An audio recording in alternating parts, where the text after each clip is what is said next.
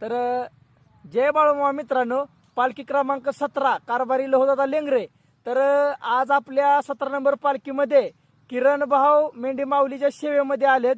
तर किरण भाऊ, तुम्ही सेवेमध्ये का आला आणि कशासाठी आला ते आम्हाला सांगा. प्रथमतः सगळ्यांना जय बाळूमामा. आज सेवेला का आला याचं काय कारण नाहीये, पण ती मामाने एक चमत्कार घडवल्यासारखं झालं. मी घरामध्ये दुपारचे साधारणतः 1-2 वाजले होत्या आणि त्या दुपारच्या कालावधीमध्ये एक मुलगा आला, देवरूपात आल्यासारखं झालं. आणि तो मुलगा म्हणला की दादा मला भूक लागलेली, मी बाळूमामाच्या मेंढरातून आले, तर तुमच्या घरामध्ये काय असेल तर द्या. मी तिथून उठलो आणि त्या मुलाला चपाती दिली आणि तो मुलगा सरळ निघून गेला. त्याने एक प्रश्न केला की दादा तुम्ही येणार आहे का.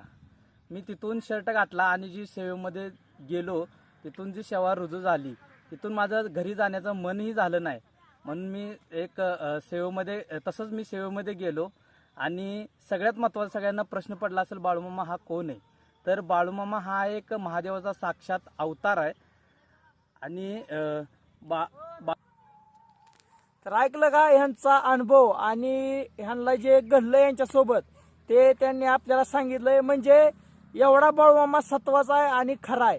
बाळूमामाच्या नावानं चांग भले. जय बाळूमामा.